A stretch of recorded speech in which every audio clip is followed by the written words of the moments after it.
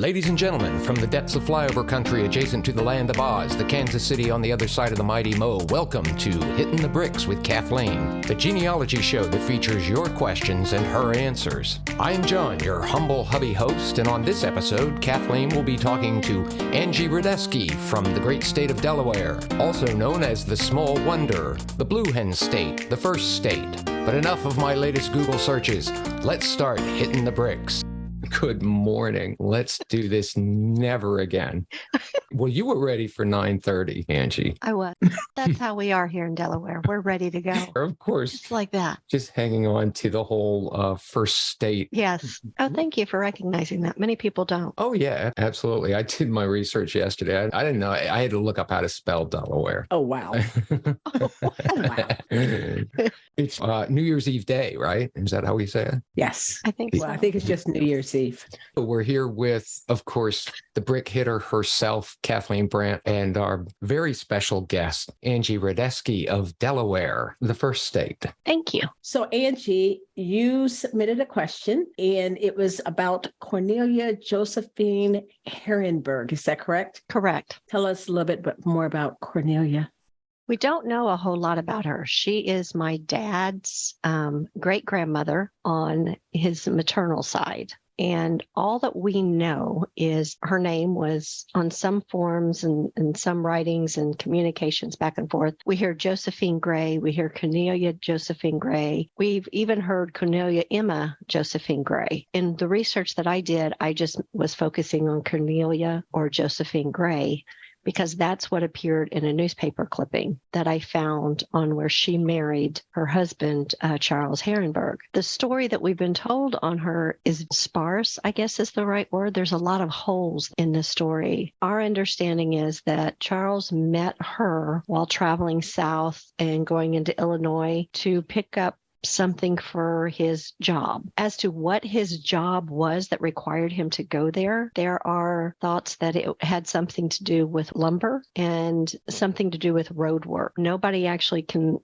verify, and I've not been able to verify exactly why he was traveling like he was. We do know that Charles' family is German, very strong-willed German women. And when he came back with Cornelia, the family story is that she was not accepted into the family because she was either Creole, she was mulatto, or she was Black. But we have, those are like those stories that you hear in the family. You never know exactly what the truth is because sometimes people will color it or shade it the way that they want it to be. Kind of like my dad, who used to try and say we were related to the Chancellor of Germany, Wilhelm Brandt.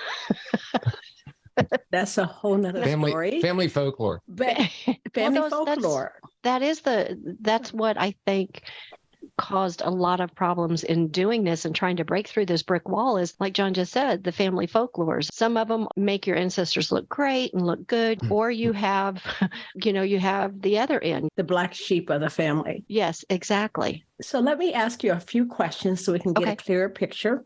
Okay. One is you mentioned a newspaper clipping that you got where they got married, but you didn't tell us where they got married. Where was that? It was in Cape Girardeau or Jackson. It was in Jackson, I believe, is where it was that they got married at. I found the clipping while I was doing research there in Cape Girardeau when I went with my parents to go share some family stories or dig up some family stories. And so for clarification, you are referring to Jackson in the county of Cape Girardeau. Correct. I'm sorry. Yes. In Missouri. Mm-hmm. Correct. So we're talking Missouri here.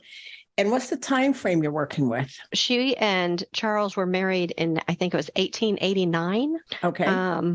I do know that her time of birth, she was born in 1865 and she died in 1890. And the only reason we know this was because there was a headstone that was found in a farm field. Okay. Angie, as far as you know, did they always live in Cape Girardeau? As far as I know, yes. When we're looking at this time frame between 1889. Correct. And she was born in 1865. Correct. My question to you is your exact question, who were her parents, or is your question whether or not she was Creole or mulatto or Black? My question is, who is her parents? And I say that because I believe once I find out who her parents are, I can fill in some of those other blanks as to, in reference to maybe finding out her race and where she actually lived at and what she was doing. So I think once I'm able to find those parents, it may answer some of those additional questions. But for you, for this brick wall, I'm focusing on who her parents are. Okay. I want to add a couple things here because the first thing I would ask any client is, have you taken a DNA? So have you taken a DNA?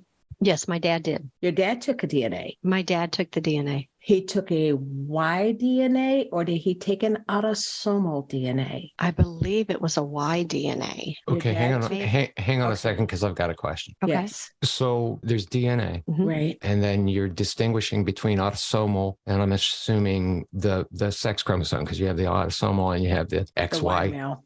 What is the difference when you're asking that of Angie? Why is that important? Well, because her dad's Y in this case would not solve her question, because the Y DNA only follows the male trail. So one of the things I'm looking for is to see if Angie or any of her first cousins have taken the autosomal DNA, which is 23andMe or MyHeritage or Ancestry.com, because that is the key to solving this issue with so little information. And I'm sorry, one more, and then I'll let you get back to it. Would her father taking an autosomal provide the same? It or is he? It would help. It would help also. And since he's already taken the Y, that tells me he's taken it on family tree DNA, which means we can still upgrade, even if he is not around. And I don't know this scenario, we can upgrade his DNA to the autosomal family finder within the same company. Thank you. So, Angie, Okay. I want to make sure, have you taken a DNA? I have. Now I need to backtrack because he did it on Ancestry. So I'm assuming he took the autosomal. If he took it on Ancestry in the last, probably since 2010 or 12, Yes. it would be the autosomal. If it was Okay. before, it's possible a Y, but it's still null and void. He took the autosomal. Okay, excellent. So with his autosomal, which is good for at least 5 generations, Okay. we can identify the family. Now, you also mentioned Okay. this last name, Gray. Where does it come in? Is that her maiden name? That is her maiden name that we have. And you actually have seen that on documents. Is that correct? Correct. So Gray as in GRE or GRA? It's Gray. Gray can be with the E or an A, which Angie needs to keep in mind also, because she needs to put a wild card there. Yes. So when she's doing those searches, she should say GR and then put a question mark. Why? Because it could be either. You're talking about in like a Google search? Or a database search, like Database search. within Ancestry or Family Tree or any archival search.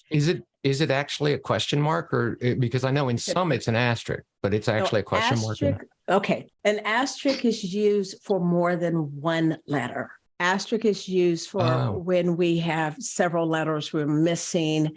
And so we would put an asterisk and then say, but pick up when you see the next B in Herrenberg. That's when we use the asterisk. Yeah, I'm a multimedia instructor, by the way, people. Go ahead.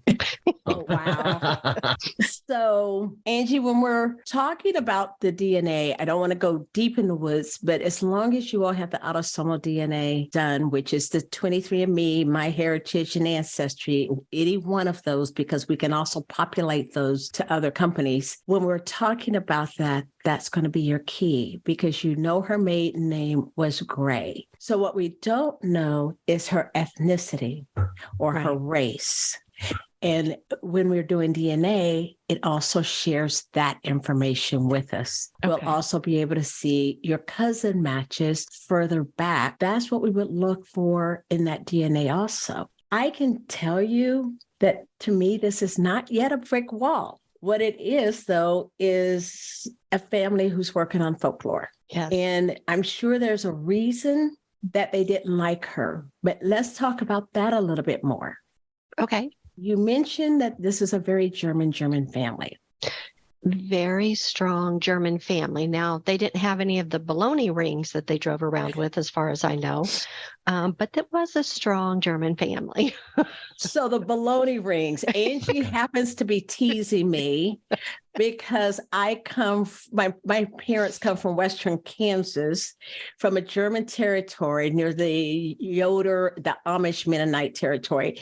And bologna ring, a ring of bologna, is a big thing out there. And on vacations, we always had our garlic ring of bologna that was made by a local, and the local Germans, not from the grocery store, in the little town called Nickerson, Kansas. And we loved this because it was just part of our practice in Western Kansas. We all had it. And Angie is teasing me about that.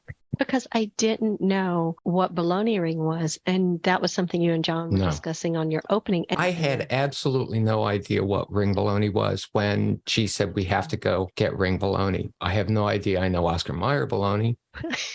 Yeah. You all are so ornery. I have never heard of that before. And I moved here to Delaware and they had scrapple. And I thought that was weird, but ring bologna. What is, help me with scrapple. Scrapple's whatever is left over in the meat processing facility. Oh, okay. They just put it together in this little lard-looking spam kind of cutout, and people slice it really thin and fry it and eat it. Oh, it's like head cheese. Oh, gosh. Yes. I would know nothing about head cheese were it not for my wife. That's because you all don't understand the importance of the German influence, especially in the Midwest, which is getting us back to the Herrenberg family. Going back. The spotlight a little bit too bright there, Kathleen, on your past. All right. Let's get back to business. Yes. So Cornelia Herrenberg, what was her husband's name, Angie? Charles Herrenberg. Charles Herrenberg did come from Cape Girardeau County, Missouri. Cape Girardeau County, Missouri is part of the Rhineland of Missouri. Now, Missouri has a section not far off of the Mississippi River. Actually, Cape Girardeau, Missouri, is actually on the Mississippi River, but you said Jackson, so it's a couple miles away, maybe 8 to 10 miles away from the river itself. But this is a strong German community. I've done research on it, and there's things on my blog that you can just go in and search on the blog for Rhineland. Just put in Rhineland, spelled just like it would be spelled in Germany. Okay, now I have a question. You're referring to Rhineland. I did not realize, because like you said, in Germany, there is the Rhineland. Is Rhineland, is that a town? Is that an added name? Is that the name of the land? Hang on a second, Kathleen. Angie, are you frozen? Yeah. Let's pause for a second. She'll probably dial back in. There we are. Can you hear me? Yes. Okay. So we had our technical difficulties. Okay. So straight to the highlights. You asked me, why is it called the Rhineland? The Rhineland area of Missouri is made up of 11 counties settled by the Germans. Okay. And you can find out more about it on my blog. I even have a map on my blog for you for that. Okay, thank you. That clears that up. I wasn't sure. The reason I brought it up is because you mentioned that this Grey woman was an outcast. And one of the reasons is she might just not have been German. You mentioned that you had a marriage record of Cornelia and Charles. Correct. Was she recorded as Creole or mulatto or white or black? She was never recorded as Black, but I don't have a lot of actual vital records with that type of information that provides me that much detail. Okay. So if she's saying that she is white from the census records or the marriage records, they all would have the race on them, then she's already declared herself white. That would stop Charles from introducing her as mulatto or Black. So I don't know where that family folklore came from. But as I mentioned, the German community was not necessarily that welcoming to outsiders. So Correct. It could be any other history tied that DNA will expose. So again, you're saying the autosomal is going to be one of the things that gives a clue as to whether she was mulatto and passed for white? Yes, it would, because she would be matching at some point with a lot of other Black people. So why doesn't everybody just go out and get autosomal DNA tests? They just should. I can't hang a larger flag to say, go get your DNA tested. It helps us connect with all your family units and also your ancestry. By building family trees from that, we can go back generations and solve, in this case, Angie's Herrenberg issue. So one of the things I mentioned is she wants to do her DNA and have it analyzed. You might have to have it analyzed by a professional, but what you're looking for are the grays in that family in your other matches. You're also looking to see the ethnicity of your other matches, and that will answer those two questions. The second thing you want is to learn that geography. But if you really understand the Rhineland area, that might help you to see if there were grays in the area or the community. Don't worry about the race at this point. You're just looking for proximity. And I know you said that he went and got a wife and brought her back to the family.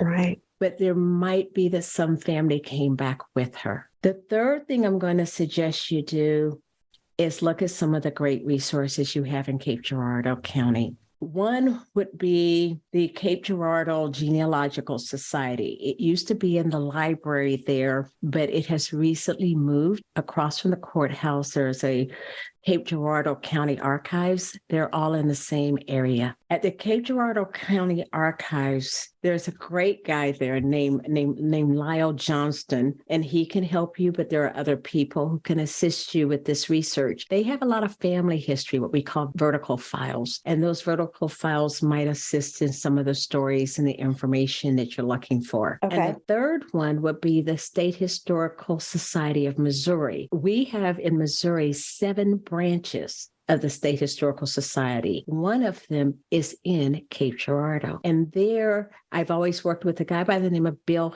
Heddleman. He is a wealth of knowledge, but all of his staff is great too, or all of the staff there.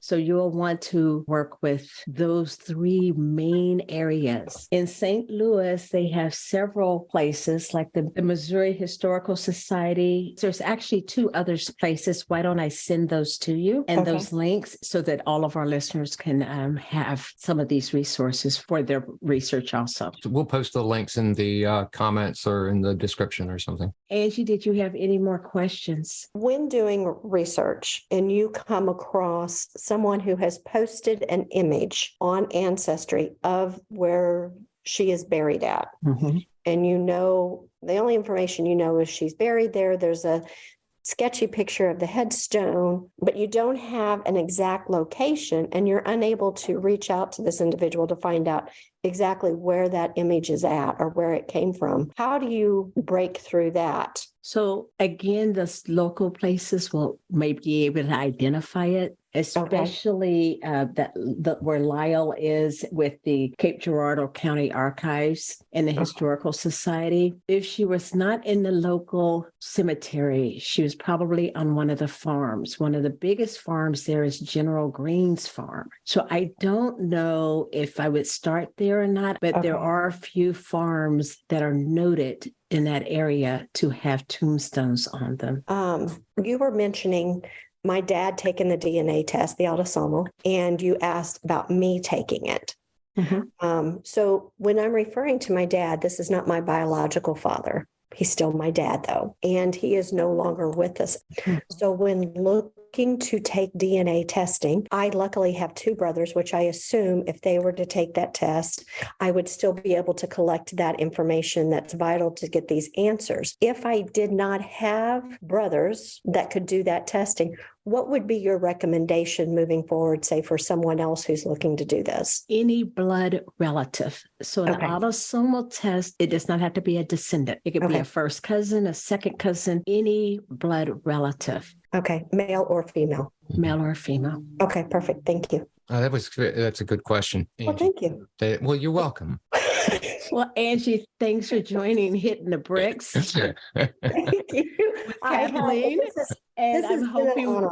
I'm hoping that you will keep us informed of your findings. I'm interested myself. Yeah, you got to let us know.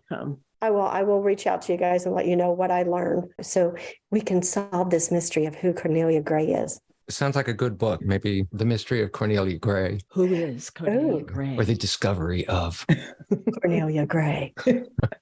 Yeah, it was good seeing you again. It was good seeing you guys. This is fantastic. You guys, I love this concept. I forgot to mention a very important part, though, if you want to add this. Cape Girardeau County is one of the largest named counties in the nation. Beside Netherlands. Besides the two North counties. Wait a minute. Is there a AAA book over there? You don't get extra credit. Cumberland has 14 letters. Cape Girardeau has 13. That makes it one of the top ones. Well, congratulations, listeners. And so does You've made it to the end of another episode. Thanks so much for staying. We want to thank our guest, Angie Rodesky, for her questions and spending some time with us and not screaming and running out of the room like I'm about to do. Thanks to Chewy Chewbacca Brandt, our full-time squirrel chaser and part-time editor, for his unwavering lack of interest in anything we're doing. The theme song for Hittin the Bricks was written and performed by Tony Fistknuckle and the Aphids. Pick up their latest video album at your local Blockbuster. We'd love to hear what you think about the podcast, so stop by our Facebook page at A3 Genealogy and let us know. Anything else? Blockbuster doesn't exist.